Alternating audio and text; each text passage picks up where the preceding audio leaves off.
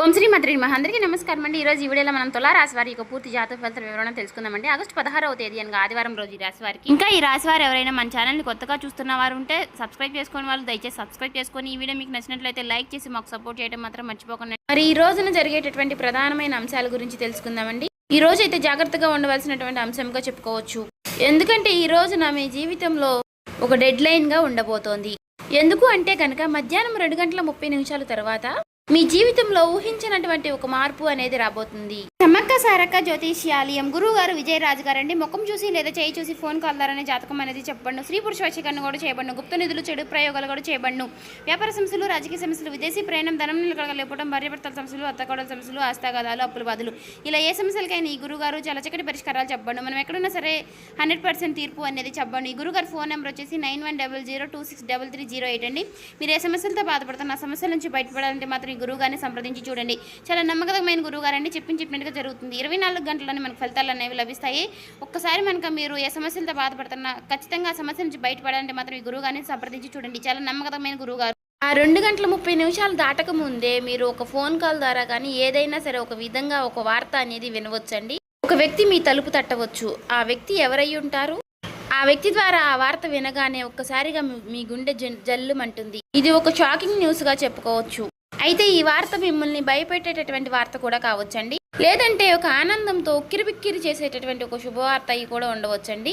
మరైతే ఈ వీడియో మీ జీవితాన్ని తప్పకుండా మలుపు అయితే తిప్పబోతుందని చెప్పుకోవాలి. కాబట్టి ఈ వీడియోని మీరు ఎక్కడ కూడా స్కిప్ చేయకుండా చివరి వరకు చూస్తేనే మీకు అప్పుడు ప్రతి ఒక్క చిన్న విషయం కూడా క్లారిటీగా మీకు అర్థమవుతుందండి. ఇక సాధారణంగా ఏంటంటే ఈ రాశి వారు చాలా అంటే చాలా తెలివిగా ఉంటారు. చాలా గొప్ప తెలివితేటలను కలిగిన వారై ఉంటారండి. అలాగే మంచి దురదృష్టి కలిగిన వారిని కూడా చెప్పుకోవచ్చండి. అలాగే మీకు ఏదైనా ఒక విషయం జరిగే ముందు ఒక రకమైనటువంటి సూచన, అంటే అది అంతర్బోధ, అంటే ఇలా జరుగుతుంది అని చెప్పేసి మీ మనసుకి కనిపిస్తూ ఉంటుంది. కానీ ఈ మధ్య కాలంలో మీ మనసు మొద్దుబారిపోయినట్లుగా మీకు కూడా అనిపిస్తుంది కదా. అంటే మీరు అనుకున్నవి ఏది కూడా పూర్తిగా వర్కౌట్ కావడం లేదండి. గత కొన్ని రోజులుగా ఎదుటివారు కూడా మిమ్మల్ని అర్థం చేసుకోవటం లేదనేటటువంటి బాధగా, అది కూడా మీలో ఒక వంతు బాధగా ఉంది.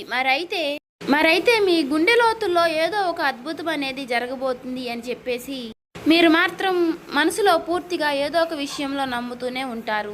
అయినప్పటికీ గత కొన్ని సంవత్సరాలుగా మీరు ఒక గందరగోళమైనటువంటి పరిస్థితులు అనేది చిక్కుకున్నారండి. చెప్పాలంటే ముఖ్యంగా ఒక ఆర్థిక పరమైనటువంటి విషయంలో కావచ్చు, లేదంటే ఒక డాక్యుమెంట్స్ విషయంలో కావచ్చండి, లేదా భూమి విషయంలో కావచ్చు. ఇలా మీరు ఎదురు చూపులు చూస్తూ ఉన్నారు.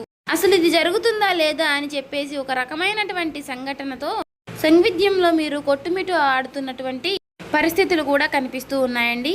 మరైతే మీరు బాగా నమ్మినటువంటి కొంతమంది వ్యక్తులు కూడా మీ మీద నెగిటివ్గా సమాచారం అనేది చేస్తూ ఉండటం. అయితే రేపటి రోజున మీకు మధ్యాహ్నం ఈ టెన్షన్స్ కానీ, లేదంటే తర్వాత జరగబోయేటటువంటి అంశం గురించి కానీ తెలుసుకుంటే ఇది మీకు చాలా చాలా ప్రత్యేకంగా మీ జీవితంలో ఉండబోతుంది. ఇప్పుడు అసలు విషయానికి వస్తే కనుక రేపటి రోజున మధ్యాహ్నం 2:30 లోపు మీకైతే ఒక వార్త అయితే అందుతుందండి. ఆ వార్త ఏమిటి అంటే కనుక ఆ వార్త మీ జీవితాన్ని ఎన్నో మలుపులు తిప్పుతుంది. అంటే దీని గురించి మీరు ఎప్పుడో ఆశలు వదిలిపెట్టుకున్నటువంటి ఒక పాత విషయం గురించి ఆ చర్చ అనేది కావచ్చు. అదేంటంటే మీ ఆస్తి తగాదాలు ఏదైనా, ఇలా దానికి సంబంధించి మీ యొక్క విజయానికి కారణం కావచ్చు, లేదా ఎంతో కాలంగా మీరు ఎదురు చూస్తున్నటువంటి ఒక విదేశీ ప్రయాణం అయి ఉండవచ్చు. ఇంకా లేదంటే ఒక భారీ మొత్తం ఒక అమౌంట్ అనేది మీ అకౌంట్లో పడడం, దాని గురించి అయ్యి ఉండవచ్చు. మరి మీకు రేపటి రోజున ఆ సమయంలో ఒక శుభ పరిమాణం అనే చెప్పుకోవచ్చండి. అందులో కూడా ఒక ట్విస్ట్ ఉంటుందండి. ఆ వార్త వినగానే మీకు నేరుగా అయితే ఆ వార్త ఏమీ రాదండి. ఏదైనా ఒక వ్యక్తి ద్వారా హఠాత్తుగా ఆ వార్త అనేది మిమ్మల్ని చేరుకుంటుంది. మీ గుండె ఎందుకు జల్లుమంటుంది అంటే ఆ వార్త వినగానే మీ గుండె జల్లుమనడానికి 2 రకాలైనటువంటి కారణాలు అయితే లేకపోలేదండి. మొదటిది ఏంటి అంటే నమ్మలేనటువంటి ఒక నిజం. అంటే ఇది మనకి సాధ్యం కాదు కదా అని పూర్తిగా ఫిక్స్ అయిపోయినటువంటి ఒక నిజం. కానీ ఆ వార్త వినగానే అది సాధ్యమైపోయిన అని తెలుసుకోగానే మీ యొక్క మెదడు మొద్దుబారిపోయినట్టుగా అయిపోతుంది. అంటే మీరు చాలా ఆశ్చర్యపోతారన్నమాట. ఆ షాకింగ్ న్యూస్ వల్ల వచ్చేటటువంటి ఎమోషన్ ఏదైతే ఉందో అది మీ గుండెను కూడా తాకుతుంది. ఇక ఆ వార్తతో పాటుగా ఒక పాత వ్యక్తి పేరు కూడా మీకు రేపటి రోజున బయటకు వస్తుంది. అతను లేదంటే ఆమె మరలా వారు మీ జీవితంలోకి రావడం అనేది జరుగుతుందన్నమాట. వారు వచ్చారా అనేటటువంటి ఒక షాకింగ్ అనేది మీలో కలుగుతుందండి. అది ఆనందం, భయం రెండు కలగలిపినటువంటి ఒక రకమైనటువంటి ఒక గొప్ప అనుభూతి లాగా మీకు అనిపిస్తుంది. ఈ అనుభూతి కారణంగా మీకు ఊహించిన విధంగా వచ్చేటటువంటి ఆ ఒక్క వార్త కారణంగా మీరు ఒక్కసారిగా ఆశ్చర్యపోయేటటువంటి అవకాశాలు కూడా చాలా అంటే చాలా ఎక్కువగా కనిపిస్తున్నాయండి.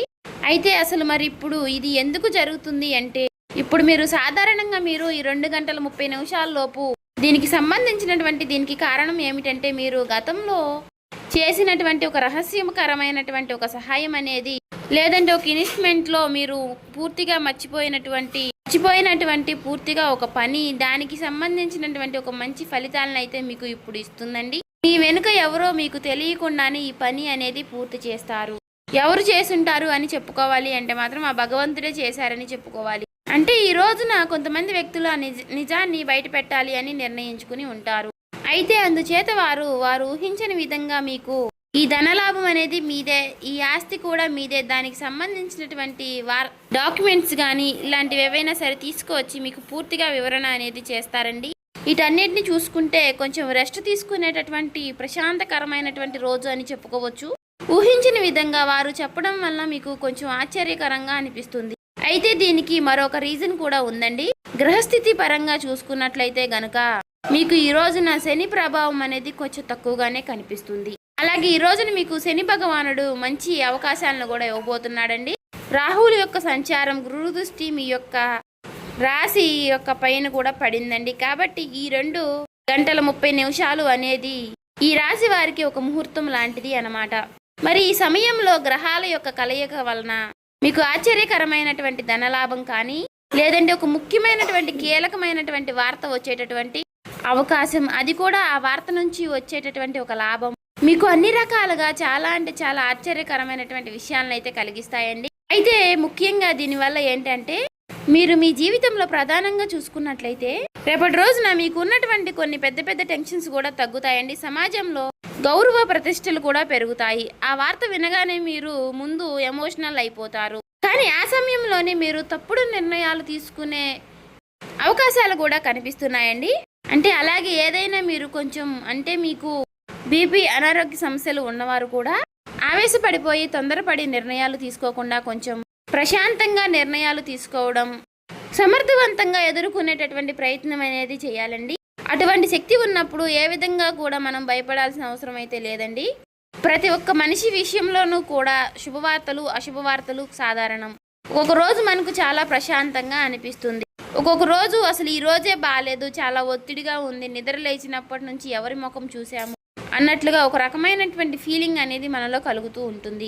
అలా ఒక్కొక్క రోజు ఒక్కొక్క రకంగా ఉంటుంది అన్నమాట. కాబట్టి ఒక్కొక్క రోజు మనకు సంబంధించినటువంటి పనుల్లో కొన్నిటిలో ప్రశాంతత అనేది కనిపిస్తుంది.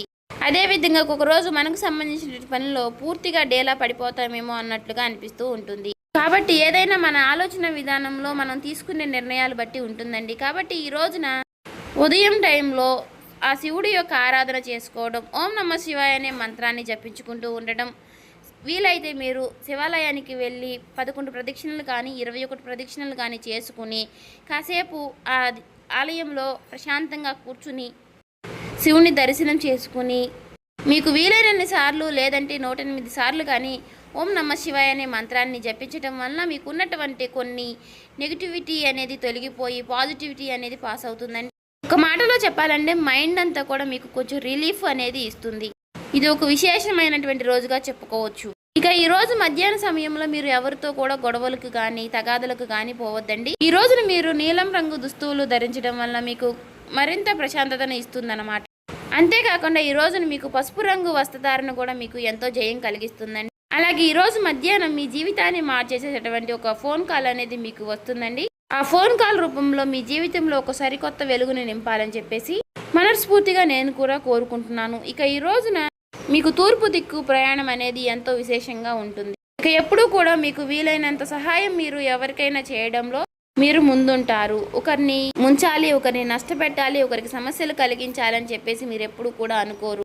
మీ మనసులో కూడా మీకు ఎప్పుడూ కూడా అలాంటి ఊహలు కూడా రావండి. కాబట్టి మీ మంచితనం వల్లే మీకు ఎప్పుడూ కూడా మంచి జరుగుతూ ఉంటుంది. అలా మీకు ఆగిపోయినటువంటి పనుల్లో కూడా ఒక మంచి మార్పులు కలగడానికి అది కూడా ఒక సహాయపడుతుందండి. అలాగే మనం ఎప్పుడైనా సరేనండి చేసినటువంటి మంచి పనులు మనకి ఒక్కొక్క రోజు మనకి అవే సహాయపడుతూ ఉంటాయని చెప్పుకోవచ్చు. అలా నిదర్శనమే ఈ రోజు అండి. కాబట్టి మీ జీవితంలో రాబోయేటటువంటి మీ జీవితంలో ఒక మంచి మార్పు అనేది వస్తుంది. మీరు మనస్ఫూర్తిగా మంచిగా ఈ రోజున పాజిటివ్గా ఉండండి. మీ మనసులో మీరు ఎప్పుడు ఎటువంటి నెగిటివ్ ఆలోచనలు అనేవి చేయకండి.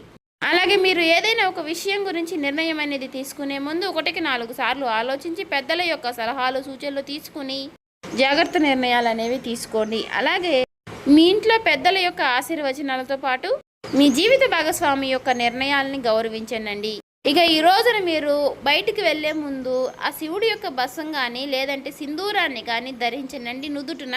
ఇలా ధరించడం వల్ల మీకు వచ్చేటటువంటి కొన్ని నెగిటివ్ ఆలోచనలు నెగిటివ్ సమస్యలు అనేవి తొలగిపోతాయి. అంతా కూడా పాజిటివిటీగా ఉంటుంది. మీ మనసు కూడా చాలా ప్రశాంతంగా ఉంచుకోనండి. నలుగురితో నవ్వుతూ మాట్లాడండి. ఎవరి మీద కూడా చిరాకు పడడం కోప్పడడం ఇలాంటి పనులు చేయకండి. అలాగే మీకు వచ్చేటటువంటి సంకేతాల ద్వారానే మీకు రిజల్ట్ అనేది చాలా కనిపిస్తూ ఉంటుంది. కాబట్టి మీరు కొన్ని ఏవైనా సరేనండి వచ్చినప్పటికీ వాటి గురించి ఆలోచిస్తూ ఉండండి. సో చూసారు కదండి, ఈ వీడియో కనుక మీకు నచ్చినట్లయితే ఓం శ్రీ మాత్రే నమః అని కామెంట్ చేసి లైక్ చేసి మాకు సపోర్ట్ చేయడం మాత్రం మర్చిపోకండి. ఇంకా ఎవరైనా మన ఛానల్ సబ్స్క్రైబ్ చేసుకునే వాళ్ళు ఉంటే దయచేసి సబ్స్క్రైబ్ చేసుకోండి.